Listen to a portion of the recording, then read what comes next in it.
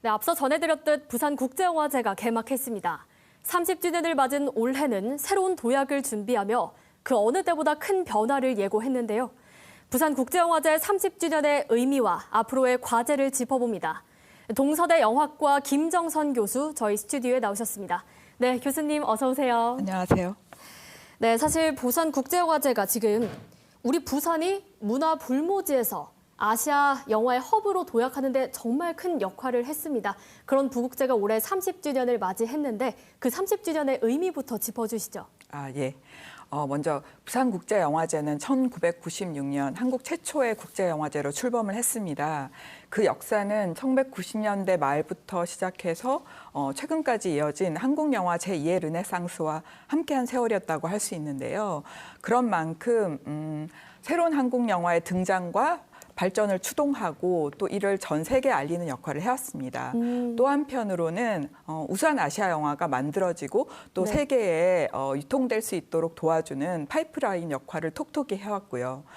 그리고 그런 가운데 네. 2014년 부산이 세계에서는 세 번째로 그리고 아시아에서는 처음으로 유네스코 영화 창의 도시로 선정이 되었고요. 또 이를 발판으로 해서 아시아를 대표하는 세계적인 영화 도시로 거듭났다고 할 수 있습니다. 그야말로 중추적인 역할을 해왔다 이렇게도 정리를 할 수 있을 것 같은데요. 올해 부국제 가장 큰 변화가 사실 경쟁 영화제로서의 전환입니다. 칸이나 베를린처럼 경쟁 부문을 도입을 했죠. 부산 어워드라고 해서 이렇게 도입한 이유. 그리고 이 변화가 과연 부국제에 가져올 효과는 무엇일까요? 네, 경쟁 영화제의 도입은 무엇보다 아시아의 시선으로 아시아 영화를 바라본다는 어떤 새로운 관점을 제시한다는 점에서 굉장히 의미가 있는데요. 지금은 아시아 영화를 바라보는 세계의 시선이 많이 달라졌습니다. 하지만 그럼에도 불구하고 세계 유수한 어떤 영화제들에서 아시아 영화가 아직은 마이너리티인 게 현실인데요. 하지만 부산국제영화제는 아시아 영화가 주인공인 영화제입니다. 그래서 경쟁 영화제로의 전환은 올해 주목해야 할 중요한 아시아 영화가 무엇인지 아시아가 결정한다는 뜻이겠죠. 네. 그래서 이 전환이 만약에 성공을 한다면 이전보다 훨씬 더 강력한 아시아 영화 이니셔티브가 구축될 것이라고 생각합니다. 네, 말씀해 주신 것처럼 지금 경쟁 부문에 오른 14편의 영화도 모두 아시아 영화인 거죠. 네. 네, 과연 어떤 작품들이 또 올라 있는지 많은 분들이 궁금해 하실 것 같은데 이렇게 화려한 부활 이면에는 내부적인 어려움들도 있었습니다. 영화제 내용도 있었고 리더십의 부재도 있었고요. 박광수 이사장이 작년에 취임을 하고 드디어 올해 새로운 집행부가 신설이 됐는데 이사장님 집행 이후에 어떤 변화가 있었고 또 앞으로는 어떻게 변화할 거라고 내다보십니까? 네, 그거를 아주 잘 알기는 어렵지만 네. 제가 보기에 이제 이사장, 집행위원장, 마켓위원장 등 영화제 운영을 진두지휘하는 집행부 구성원이 바뀌었습니다. 네. 이전 집행부에서는 영화 교육자나 영화 비평가를 활동하시던 분들이 주를 이루었는데요. 이번에는 영화 감독, 또 영화 프로듀서, 영화 기자 등 영화 현장에 훨씬 더 가까운 분들이 집행부를 맡았습니다. 올해 영화제 운영의 새로운 기조 가운데 하나가 네. 한국 영화의 위기를 함께 고민하고 극복하는 영화제라고 하는데요. 네. 아마 이것도 그 새로운 인적 구성의 경향을 반영한 것이 아닐까 생각합니다. 그래서 많은 성과가 있기를 바라고 있습니다. 네, 저도 기대가 됩니다. 또 올해 개막작으로 잠시 후에 8시부터 상영이 된다고 알고 있는데 박찬욱 감독의 어쩔 수가 없다. 정말 많은 기대를 얻고 있잖아요. 사실 영화제 개막작이라고 하면 어떤 소수의 마니아들이 좋아하는 예술 영화를 떠올리기 마련인데 올해는 대중성을 잡았다고 들었습니다. 어떤 이유에서 이 작품을 선정을 했고 또 30회 얼굴로 어떤 의미를 지닌다고 보십니까? 네.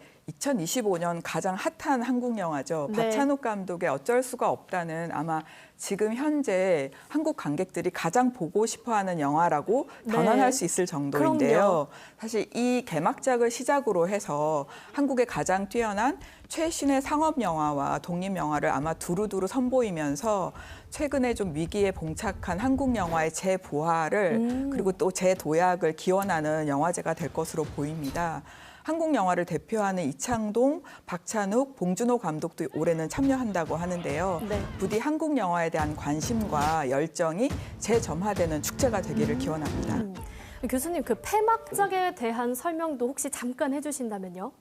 폐막작은 올해 이제 경쟁작 가운데서 몇 개의 부분을 수상한 가운데 대상이 다시 상영될 예정입니다. 그래서 이전까지는 좀 폐막작에 어떤 긴장감이나 그런 게 없었다면 네. 올해는 아마 폐막작 모두 폐막식을 모두가 좀 기대하고 기다리셔야 되지 않을까 그렇게 생각이 됩니다. 개막작만큼이나 화제를 모으겠네요, 또 폐막작이. 그렇죠. 네, 그리고 사실 올해가 영화제 마지막 아니냐는 우스갯소리가 나올 정도로 지금 이번에 초청된 라인업이 굉장히 화려합니다. 뭐 스타 배우들부터 세계적인 거장들까지 참여한다는 소식을 들었는데요. 이렇게 화려한 라인업, 우리 부국제 성장한 어떤 위상을 보여준다고도 볼 수 있겠죠? 네, 그렇죠. 그리고 부산영화제뿐만이 아니라 한국 영화의 달라진 위상도 함께 작용한 것이 아닐까 생각이 되는데요. 말씀드렸다시피 한국을 대표하는 이창동, 박찬욱, 봉준호 감독을 위시해서 네. 지하장커, 두기봉, 차이밍양 등 아시아의 거장 감독들이 총집결하는 자리가 될 것 같습니다. 아니, 어떻게 그게 가능했죠? 그러니까요. 그리고 또 뿐만 아니라 프랑스를 대표하는 세계적인 배우 줄리엣 비노시, 또 오. 베니스와 오스카를 석권한 할리우드 감독 기에르모 델 토로, 또 허샤오시엔의 뮤즈에서 감독으로 변신한 서기 등 그 어느 때보다도 화려한 축제가 될 것으로 보입니다. 그래서 올해는 유독 그 영화표를 구하기 어렵다는 얘기들이 네. 정말 많습니다. 듣기로는 다음 주 월요일까지 거의 모든 상영이 매진 사례라고 하는데요. 한국에도 팬을 많이 가지고 있는 대만의 배우 허강한이 출연한 영화 같은 네. 경우는 그 4,000석이 넘는 야외 극장을 아주 단숨에 매진시켰다고 합니다. 그리고 또 개막식 진행을 배우 이병헌 씨가 단독 진행해 주신다는 것도 사실 이번에 큰 볼거리였어요. 그죠. 우리는 여기 앉아 있으니까 정말 네. 좀 아쉽습니다. 그게 네. 참 아쉽습니다. 여기 앉아 있지만 그럼에도 교수님께서 올해 영화제를 찾는 관객들을 위해서 이 작품은 한번 꼭 보셔라 하고 추천해 주실 만한 작품들이 있다면요? 네, 정말 여러 작품이 있는데요. 선정하기 어려웠습니다. 네. 네. 먼저 온 가족이 함께 즐길 수 있는 SF 애니메이션 아르코부터 소개할까 하는데요. 네. 미래 소년이 시간 여행을 하면서 펼쳐지는 모험과 우정의 이야기인데요. 인류의 미래에 대한 어떤 성찰을 굉장히 세련된 미적 감각으로 펼치고 있습니다. 그리고 또 다음은 올해 영화제 꽃이라고 할 수 있는 경쟁작입니다. 스리랑카 영화를 전 세계에 알린 비묵티 자야 순다라 감독의 신작 네. 스파이스타인데요. 스파이스타요. 네, 어떤 내용이죠? 네, 근미래 팬데믹 상황 속에서 격리된 생명공학자의 불안과 죄의식을 다루는 영화입니다.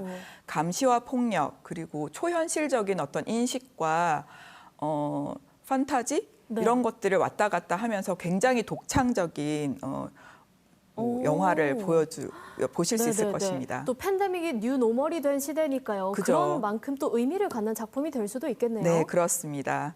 그리고 또 제목에서부터 굉장히 유머가 느껴지는 인도 영화 콕콕콕콕콕은 네? 오토바이 콕콕콕콕이요? 네. 오토바이 사고를 둘러싼 의혹이 진행되는 가운데 소수자로 살아가는 닭장수의 고단한 현실이 그려집니다. 카프카적인 상상력과 유머러스한 톤이 어우러져서 세계를 바라보는 굉장히 독창적인 시선을 선사할 것 같습니다. 기존의 인도 영화가 지니고 있던 굉장히 유쾌하거나 위트 있는 모습들 그런 것들이 잘 나타나는 작품일까요? 좀 더 가벼운 톤으로 들어간 것 같습니다. 네. 그리고요. 그리고 다음은 이제 본 시리즈, 여러분들이 다 아는 본 시리즈로 굉장히 유명한 감독이죠. 폴 그린그래스 감독의 신작 로스트버스인데요. 네. 2018년 캘리포니아에서 발생한 대형 산불, 그 현장에 있었던 실화를 바탕으로 한 영화입니다. 이런 재난 상황에 아주 숨막히는 그 긴박한 상황을 굉장히 리얼하게 그리고 있는데요. 여러분들이 다 아시는 매튜 맥커너이가 버스 기사로 분해서 22명의 아이들을 구하기 위해서 고군분투하는 영화입니다. 네, 이런 영화들 사실 외에도 이번에 올해 부국제가요. 관객 참여, 체험형 프로그램들을 굉장히 많이 하고 있다고 들었습니다. 뭐 커뮤니티 비프, 오픈 토크 같은 프로그램뿐만 아니라 남포동에서도 행사가 열린다고 들었어요. 이게 관객 참여형 프로그램 어떤 의미가 있을까요? 네. 디지털 문화가 점점 지배적이 되어가는 오늘날 모든 영역에서 사실 체험이 사라지고 있는데요. 네. 그래서인지 열린 공간에서 다수 대중이 함께 영화를 보고 또 감동을 느끼는 그런 영화제에서의 체험이 점점 소중해지는 것 같습니다. 커다란 스크린을 함께 보면서 감동을 또 느끼고 그 감동이 공기 중에 공명하는 것을 느끼는 그런 경험은 영화제에서만 얻을 수 있는 것이 아닐까 하는데요. 관객 친화적인 영화제가 되기 위한 여러 가지 시도들이 그런 공동체적인 경험을 더 감동적이고 즐거운 것으로 만들어주지 않을까 생각합니다. 네, 또 한 명의 부산 시민으로서 이번 부국제가 성공적으로 개최되고 많은 사람들에게 즐거움을 주기를 저희도 또 응원을 해야 되겠죠? 함께 응원합니다. 네, 알겠습니다. 오늘 말씀 여기까지 듣겠습니다. 교수님 감사합니다. 네, 감사합니다. 네, 동서대 김정선 교수와 함께했습니다.